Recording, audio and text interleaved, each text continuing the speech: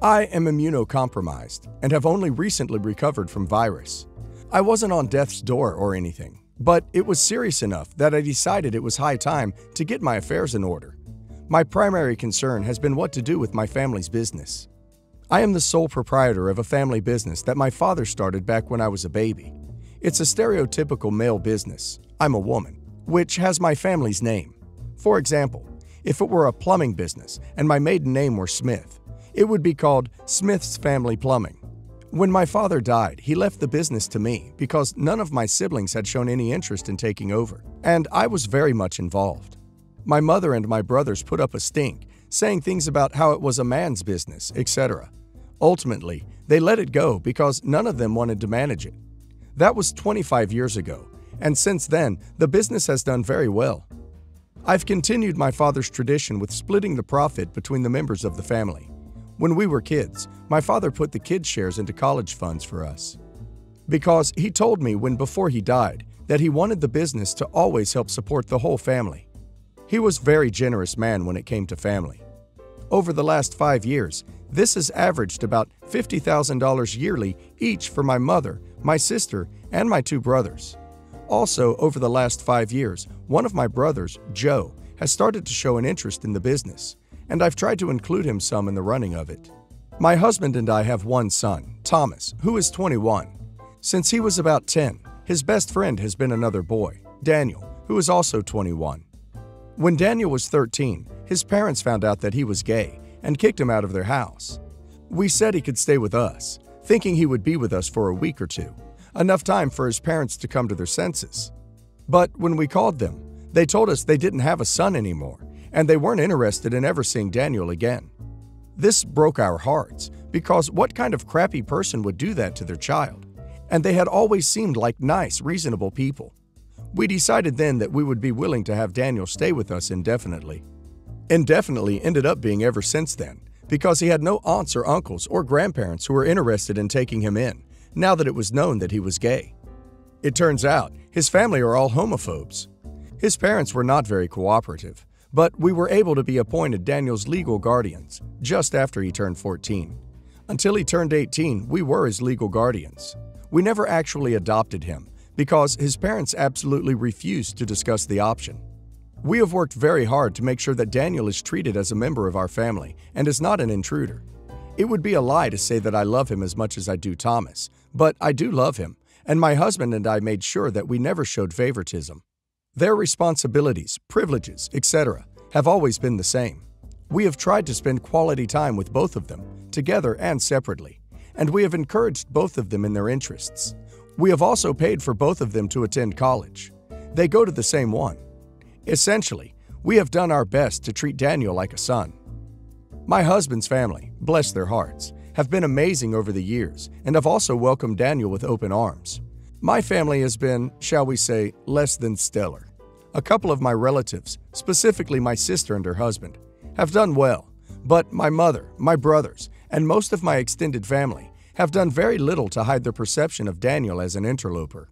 They never treated him poorly outright, but I think their feelings are obvious.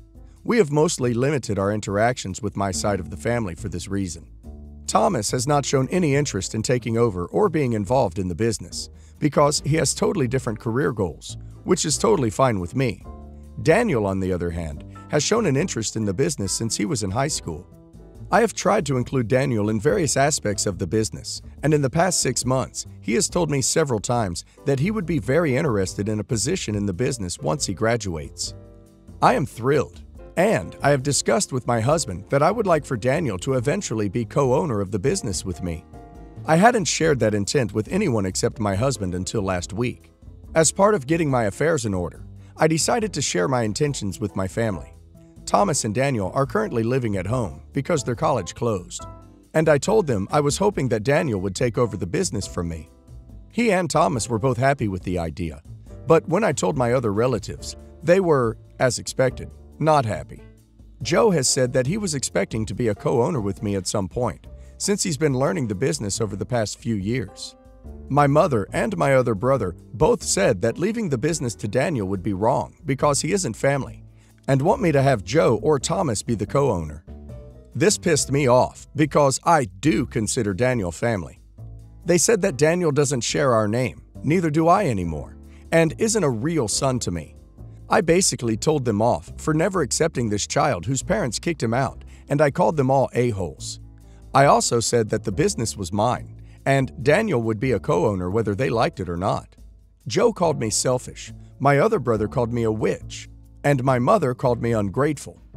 I was done, so I told them if they couldn't accept my family, they could get along without help from my family business. Then I hung up. I was planning to cut them all off, except my sister, who hasn't had a problem with the idea, from their yearly family business checks. But now I'm having second thoughts because my husband, my sister, and Daniel are all expressing some misgivings. My husband says that I should take some time to think about it before I make a decision, because it's my mother's only income apart from Social Security. And I should think about my nieces and nephews and how the change will affect them. My sister said that it isn't wrong for our brother and our mother to be upset that I would leave the family business to Daniel instead of Joe, and that our dad always wanted the business to help all of my siblings, so cutting our brothers off is something our dad wouldn't have wanted. She thinks I should try to work through the issues with Joe. Daniel says he doesn't want to cause problems with my brothers and my mother, but I'm still angry that they refuse to accept Daniel, and I feel like they're taking advantage of me. Wow. Your family has a lot of balls to be complaining when you took over the family business that no one else wanted to take on 25 years ago. That's 25 years of paychecks they got, when the number would have been 1 if you would have had to sell all those years ago. At this point, the brother who called you a B can kiss his check goodbye. Joe and your mom are more complicated. Joe because he's actually now involved in the business, and Mom because she has no other income. In the end, this is your business, and you can do whatever you want to it. As long as Daniel is legally your heir to the business, your family can suck it. My sister, mid-30s, is probably the worst case of entitled I've ever seen. She's always the victim, can do no wrong, and the world owes her for her imaginary suffering. This time, however, she's reached a new ducking level. She's recently confessed to our mom and I that she started dating someone behind her husband's back. And to be honest, her husband is also a ginormous dirtbag. But just leave the guy, okay? I don't think anyone deserves to be cheated on. And even though he totally ducking sucks, an affair doesn't constitute as some kind of just punishment. It's messy, gross, and not worth it. Save everyone the extra headache. Now, our grandma passed away at the end of August. It hasn't even been a month since she passed. And since she was terminally ill, we did have time to discuss some things and make arrangements for others. She lives in an apartment that's attached to our mom's house, and we had talked about me moving into it after Grandma passed. And everyone thought it was a good idea because my grandma had things like no-slip railings, kitchen tools, gadgets for arthritis, etc.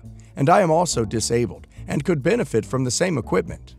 Come to find out, my dipspit sister thinks it'd be a cool idea to have her marital affair move into our mom's property instead, so she can use our mom as some kind of cover for her affair, and I am absolutely repulsed and livid. We were all just starting to let my sister come around again, because after Grandma passed, she seemed like it had really affected her and she was really turning over a new leaf, but it's all because she wants her boyfriend to move in. I don't think anyone is going to fly with the idea. I just can't believe that she even thought it would be a viable option and something that she could even suggest to us. Why does she just assume that we'll help her cheat on her husband? I want no part of it. I will not be an accomplice. Also, her justification for suggesting he move in is because OP doesn't seem to be in much of a rush to get up there. Like, yeah, I found our grandma, deceased, less than a month ago. Sorry I haven't been in a hurry to erase Grandma from her home. Sorry I haven't been sorting through all of her belongings and getting them ready to be rehomed or donated. I wish I could just keep every trace of her, and the fact that I have to get rid of anything at all hurts, and I'm sorry. I'm sorry I haven't done it yet, but maybe try having a little ducking empathy. I've decided that I'm kicking my sister out of my life again. Each time I think she's capable of changing, she shows that she's still the same horrible, selfish person, and I'm done falling for the charade. Have fun with the inevitable divorce proceedings. Good luck explaining all this BS to your kids, too. Just tell her husband, problem solved. I've been thinking about dropping the truth nuke on her husband since finding out about the affair. But my sister is really good at weaponizing her kids against me. While I'm completely fine with cutting off all regular contact with my sister again, I'm not okay with losing them. And being the one to out her to her husband would absolutely jeopardize being able to see them. Update. There were so many good points made in my last thread that my mom and I hadn't really thought of, such as my sister potentially getting kicked out and needing somewhere to stay, waiting until after I've moved to tell her husband about the affair, ways to tell him, etc. And all these things have been taken into consideration moving forward. My family and I have begun going through Grandma's belongings, and it's definitely been bittersweet, because it hurts to see her things go, and her existence dissipates even more. But we have also found so many family photos and keepsakes and overall good memories. I even found a box that belonged to my great-grandpa, and it had his pocket watch and a locket with a photo of my grandma in it. My sister did manage to push her way into the apartment for a few hours, so she could pick out what keepsakes she wanted. But joke's on her, because I hid all the things Grandma wouldn't have wanted her to take. She walked away with not much more than a decorative bowl. She is starting to drop the narrative that her boyfriend can move into the apartment, now that she sees that we are serious about me being the new tenant. But she did make some little comments that let me know it's not forgotten. She can plot all she wants though, because we're installing a security system and changing locks. So if she thinks she can sneak in, or try to get her hands on anything else, she is sadly mistaken. My mom and I have decided that after I'm all moved into the apartment, we are going to tell her husband the truth about the affair and offer our support to him and the kids, and do whatever we can to help. Whether it's emotional support, babysitting, whatever we can do to make things easier when my sister's infidelity is brought to light. My sister might hate us for it, but at the end of the day, she is the victim of her own actions, and I am tired of sparing her feelings so she can continue to treat everyone around her like absolute trash. And my mom agrees that enough is enough. And if we never hold her accountable for what she does, she'll continue to push the limits of what she can get away with. Some people suggested going the anonymous route with tipping her husband off, and while I thought that might have been a possibility, ultimately, I feel like that could cause some inner turmoil for him later. If he didn't know his wife was cheating, then who did? And just how many other people knew? Was it something she kept out in the open when he wasn't around, and nobody respected him enough to tell him personally? I don't want him to end up potentially torturing himself through speculation.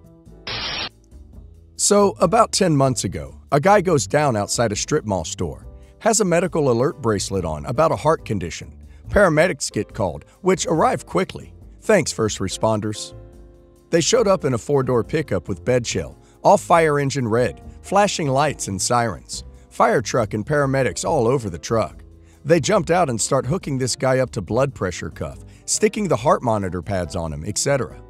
Karen rolls up behind the paramedics truck and starts screaming the truck cut her off at the intersection, with lights and sirens.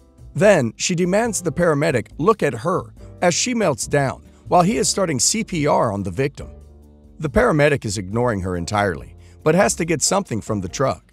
She blocks his way and gets moved aside as he goes to the truck. This is where Karen pulls out pepper spray, hoses the standing paramedic directly in the face. But she's not done. She sprays the second paramedic on the ground, and just for the trifecta, hoses down the heart attack victim, screaming he is too young to have a heart attack. I took it as my cue to remove her pepper spray and hold on to her, with others, until police arrive. Still others are trying to help with CPR, while some try to wash out the eyes of the paramedics. Police arrive. Karen goes immediately into handcuffs, and then attempts to kick police, which results in getting hogtied and her shirt pulled over her head. At which time she starts screaming, "R!" And the kicker, when police arrest her, she starts with, "Do you know who I am?" Results are 2 counts of aggravated assault, with weapon, on paramedics, 2 counts of assault on police, 1 count of aggravated assault, with weapon, on the heart attack victim, which survived, resisting arrest with violence. She also is being sued by the heart attack victim for $10 million, which she apparently has. Her criminal trial is coming up. I bought a new suit for it, and my old butt will be there with bells on. Since the entire event is on video from 2 cameras, and who knows how many cell phones, it will be interesting to see what her high-powered legal team is going to cook up. But ultimately, I hope she will be convicted. Facing a possible 65 years, but practically will only get around 10 maximum, if any prison time. As a side note, her husband is a bank vice president and refuses to make her bail. Took her 13 days to get her family to bail her out. I can already imagine her in court. Your Honor, you don't understand. The ambulance cut me off, and that boy faked a heart attack. I'm the victim here. I had to miss my nail appointment. She has money. She will never put a foot on any prison correctional facility. At most, she faces some months of community service, which she will bail on, a week of anger management, which she will attend 2 sessions tops, and perhaps house arrest, which will be lifted after a year tops. All that will cost top dollar, and the heart attack victim will be happy to get an extra $100K if at all.